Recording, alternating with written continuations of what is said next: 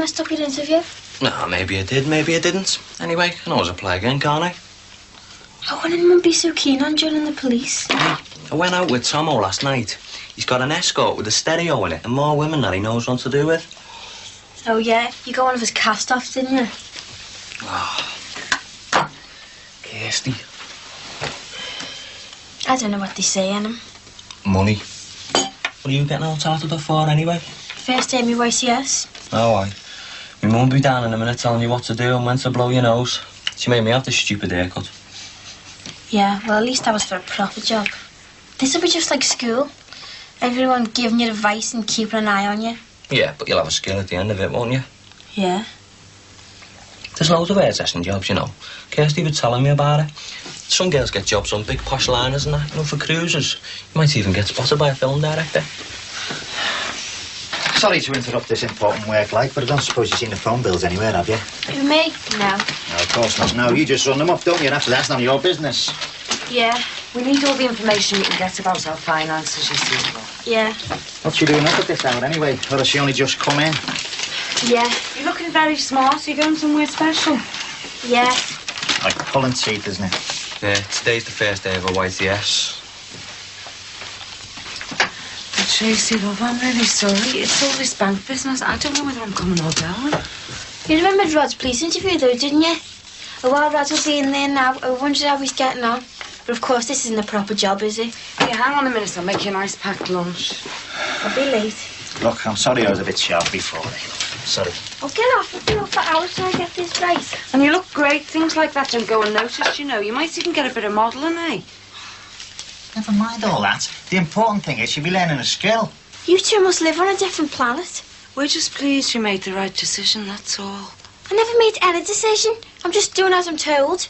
And you needn't think I'm going to go around pretending it's what I want to do just to please you two. Come on, I'll walk you to the bus stop. You like it when you get there? Grow up. Well, is he still asleep? He must be. We've got to get him out, you know, because Barry will be over in a minute. And if he finds out we've let that slimy-eyed little toad kip in his love He'll nest, kiss him, and suddenly there'll be an handsome prince where Charlie used to be. God, that'll be him. Now, look, get him out and I'll let him in. All right.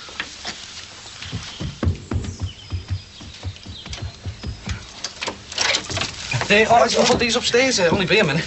Well, Pat's up there getting dressed, I think. It's all right, Teddy. I can take you. What's all this? Oh, flowers, you know. Hey, what's in the parcel? Oh, posh dress for Lucy, you know. Bit classy, too. Yeah, hey. It's all right for some, isn't it, when they afford posh dresses and all that? Yeah. Hey, wait, hang on just a minute. I've just seen Barry Grant with a big bunch of flowers. He must be expecting Lucy. Less so for his mother. Oh, I don't think so, somehow. Paul, I must say, I know you're quite delighted that Lucy's no longer going out with Barry Grant, but I do find all this gloating a little bit distasteful. Not at all. He obviously left her stewing in France for weeks on end without a word of explanation. He was looking after his mother. And Sullivan's girlfriend. And you know he took Heather out to dinner. Really, Paul? Isn't Gordon up yet? I thought he had lectures to go to. Oh, he's not due in for another hour yet. I've called to him once already. I'm down now. How are we all this morning? Still all excited because got one over on Barry Grant? No need to be sarcastic. I should have thought you'd be pleased that your sister had managed to shake him off. Make him sound like a virus. Well, in my book. Don't say it, Dad. But I'll tell you one thing. I'd have expected you to miss Lucy this Christmas rather than be gloating because she won't be here. Even if it does give you one up on the neighbours. Well, I suppose that means you had a row with that Christopher last night. I suppose he does have a point as well. All right, Gordon, how's it going? All right, Barry, you? Hey, your Lucy's back today. How do you know? She looked and said weeks ago. Oh. Looking forward to that. Had a bit of a rough time lately, you know what I mean? Yeah, look, Barry, I want you to know. I hope you have a really good Christmas, OK?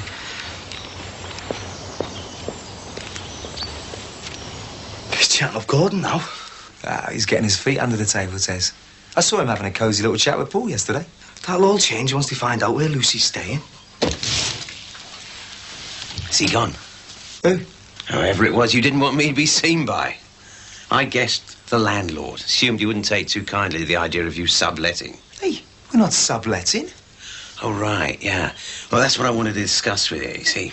Taking a bit of a shine to this place and... that room up there's already taken. By Lucy Collins. How did you know? Toads have ears. Yeah, well, anyway, I thought you already had a flat.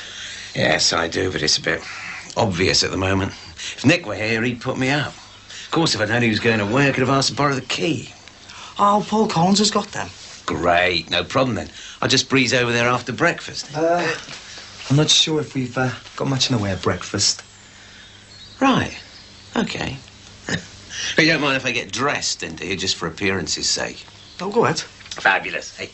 We're all going to have a ball this Christmas, eh? Is it a secret about Lucy Collins staying here? Yeah, it is a secret, yeah. No, don't worry. It's safe with me.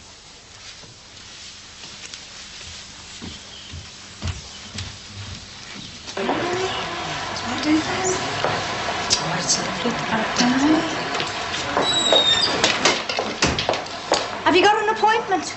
No, I don't need me doing. I'm the new white yes. Oh, yeah. Tony Corkill, isn't it? And you reckon you don't need a hairdo? I had it done on Saturday, especially. Will you look at it? And your lace? I couldn't find the shop and I got lost in it. Yeah, all right, lovey. Calm down. Come on, I'll show you what's what and then we can get started. OK? Thanks. Right. Now, the towels are over there. The gowns I keep over here. Now, we'll always push for gowns, so keep them moving, OK? I give them a good shake after each customer, then put them back here if there's no one waiting, which there always is. Right. Coffee's up there, which you have to make for the stylists and for people having perms and so on. Now, you'll have to offer it to them, OK? Now, the most important part of your job is being pleasant to people. This shop's got a very high reputation. We don't do all kinds of weird and wonderful things to people's hair. We just cut it very well. Then we generally give it a blue rinse. Oh, brooms, behind the curtain. So, brooms, coffee, towels, gowns. Right, Tony? Well, that's your job. Off you pop. Should I tidy myself up a bit? Well, just a bit, eh, lovey? They may be discerning, but most of them can't see very well. Yes, come in. Paul, you remember Charlie, Nick's friend? Aye. What a beautiful tree. Yes. He's looking for Heather and Nick. I'm afraid they've gone away. Yes, Annabelle just said.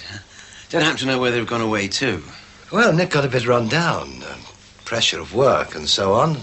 He's gone away to recuperate. Pressure of work, eh? Right. So Heather's not with him? She's visiting her parents.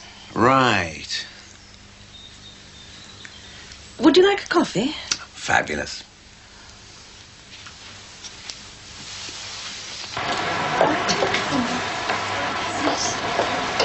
Tony, gown needed over here, please. There's none left. I don't wish to hear that, lovey. Just get one for me, please.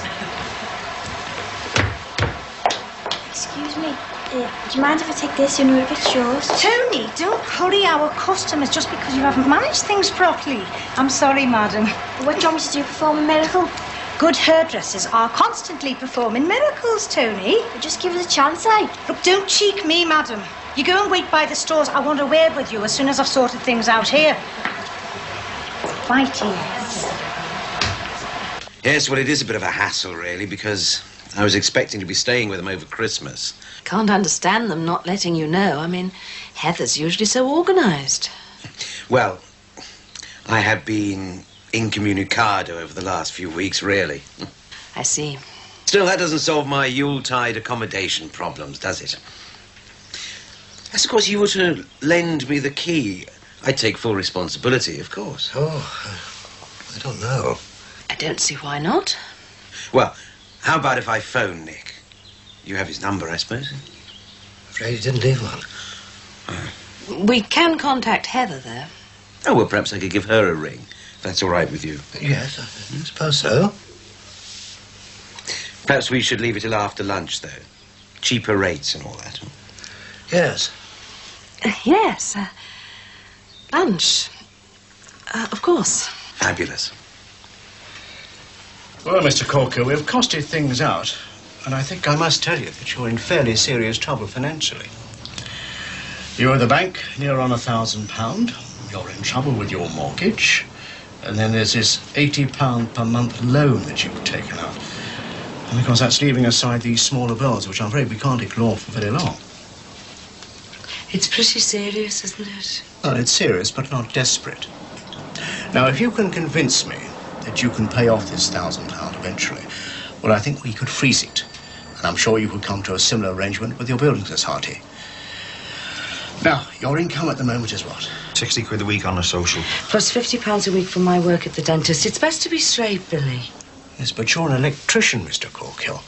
Sure, there's plenty of work around for skilled workers. Look, if you're trying to tell me I haven't looked hard enough. No. What I meant was, have you ever considered becoming self-employed? What's the chance of that with no phone and no car now, is there? Well, quite, but what if the bank offered you a further loan to cover your initial costs? Say a car, your phone, some adverts. We could defer the interest for, say, 3 months while you got yourself sorted out. Get out of debt by borrowing more money, you mean? Yes. Be in really big trouble then if it didn't work out, wouldn't I? Yes, but I mean, there's no reason why you should be. As I've said, there's plenty of work around for electricians. But most of the money I'd have coming in would be going straight out paying off these debts, wouldn't it? Well, you'd be treading water for a year or two. But to be honest, Mr. Corkill, I don't see you can do much else other than drown. I mean, you've very few alternatives. Do I have any alternatives? Well, you could realise your assets. What does that mean? Sell your house. We wouldn't want to do that, would we, Billy? Well, I give it very serious thought. And I'm sure the Building Society will give you time to sort yourselves out. But if in a few months things aren't any better, then they may decide they've got to repossess. And believe me, if they do that, you'll wish that you'd taken the initiative and put your house on the market yourselves.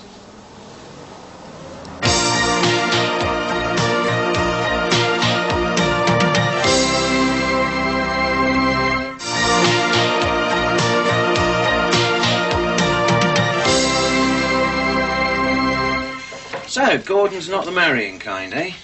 I'm afraid not. Mind you, I'd have said the same about Nick this time last year. Look at him now. Well, Heather's certainly been very fortunate in finding him. Certainly picked a right one there. Yes, they always struck me as very well suited. I said to Paul, if Lucy, that's our daughter, was as fortunate as Heather, I'd be very happy. So would I. And here she's coming home for Christmas. Oh? Who told you that? Well, the guys over the road seem to be making some kind of preparations for her return. Oh, have I put my foot in it? Oh, no, not at all. We're quite aware of Lucy's plans. Tony, where's that coffee? Mrs. Andrews is waiting.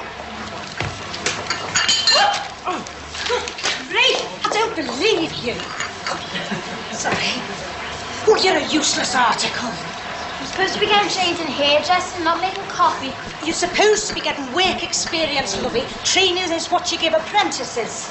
Oh, some cheap labour, is that it? Oh, you might think you're cheap. I'm starting to think you're more trouble than you're worth. And if you are, don't think that I won't get rid of you, lovey, because I will.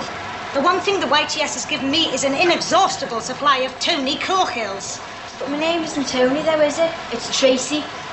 Up this and get her another coffee. I'm so sorry, love. I'm very surprised to hear he's not well. It's Barry Grant. The guys over the road seem to think he'd just gone away for a quick break. Well, she does tend to confide in us. What will we tell him? I don't know. Hello, Barry. What can we do for you? Well, actually, I just wanted to ask if... what's he doing here? Phoning Heather. Right, there you are. What's going on? Don't think Heather'd be too keen to talk to you, do you? I think even Heather might condescend to give me Nick's telephone number. Nick's dad. Dead? Dead? Dead. And you killed him. Now, come on out. Get off. Tell me what happened. I want to know what happened. Same as happens to all you stupid smackheads. He died. Now, come on out. Did he OD? Tell me. I don't believe you. I don't believe you. What's your business, isn't it? Now, come on out of here. This is something you cooked up with Heather to keep me away from him. I don't believe this. Listen, mate. I took Heather down the morgue. I saw Nick on the slab. Exactly where you put him. Now that's where you're going to end up if you just don't get off now, right? I'm not gonna get angry. I'm just gonna kill you. All right? I want to know! Don't you understand? I want to kill you. I want to put you where you put Nick and God knows how many others now. Just get off!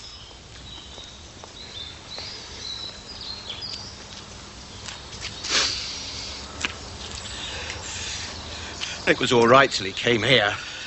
Till he started... It's your fault! You lot! You killed him! Look, I'm warning you! You killed him! You lot! All of you! Is it true? Look, I'm sorry about that. You better not have entertaining the likes of him. You know, the police are probably after him. Is it true? Yeah.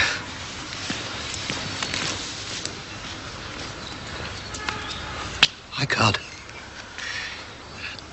I thought he'd come to make a scene about Lucy.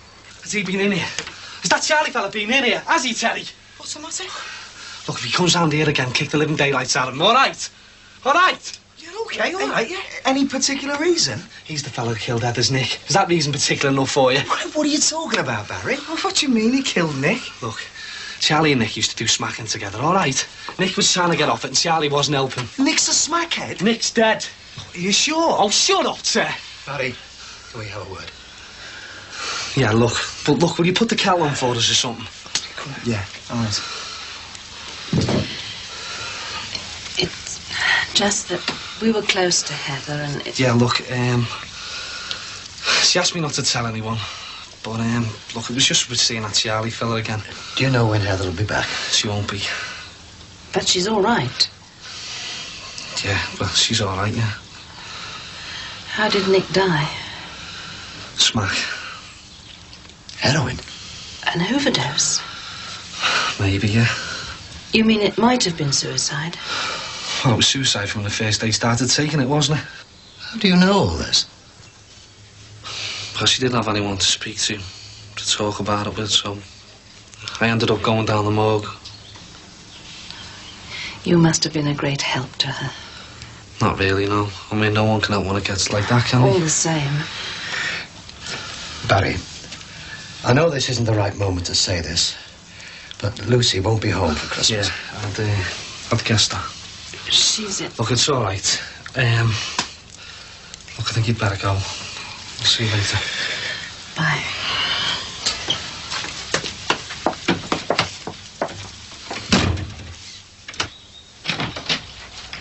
Just couldn't, Billy. What I'm saying is you might have to. We said we wouldn't have to if we made a go of it. Do you mind telling me how you intend to make a go of it? By getting a loan. We've already got one. If we get another one and that doesn't work, I suppose we'll just get another one and another one. Well, he said that we'd be He said. Of course he flaming well said. That's how they make the money, isn't it, you soft mare? The more you owe, the more they got you like that. Well, we couldn't go back to the estate. It'll be worse now than it was then. To be honest, though, I can't imagine anything worse than this. Well, I can. Every time I stepped outside the door, I'd be scared in case I got mugged or God knows what. Every time I stepped inside, I'd be scared in case we'd been burgled. I think of the kids who they'd be mixing with now, they'd be spending the time. Look how they're spending the time now, for God's sake. They're a waste of space, the pair of them. No, Billy, you're wrong. They both look as if they might get a job. They'd never get taken on anywhere if they had to put their estate down as their address. It's true. I hear people talking at Mr. Howman's. These kids are a credit to you. How do you know? What? How do you know what we're like? You never take a blind bit of notice of us. Tracy, love, I'm sorry about this morning, but you've got to understand that me... And where do you think you're going? To Tina's. At least she's got a telly. But Tracy, what about your tea? What time is it anyway? Shouldn't she still be at work?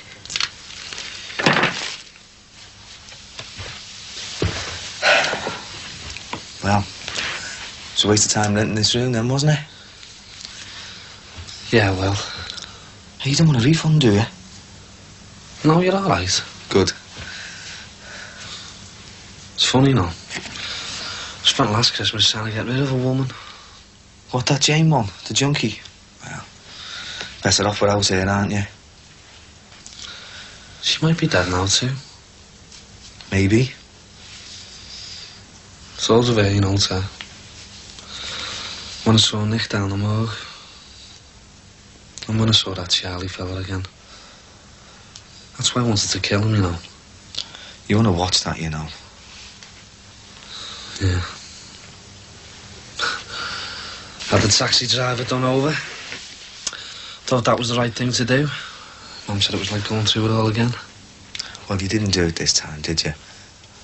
No, never. It's a pity, though, isn't it, to let a good dress like that go to waste?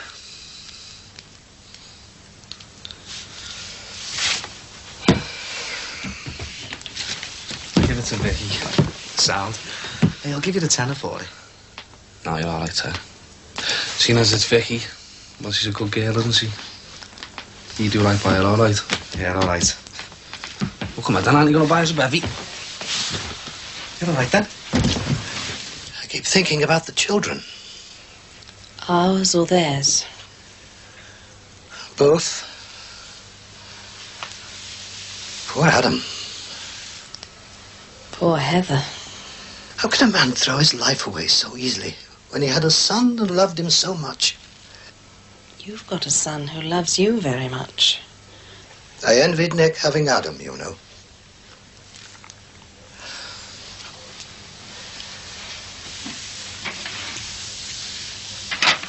That's a terrible thing for a man to say that has a son of his own. Yes, it is. And I'll tell you what else is a terrible thing.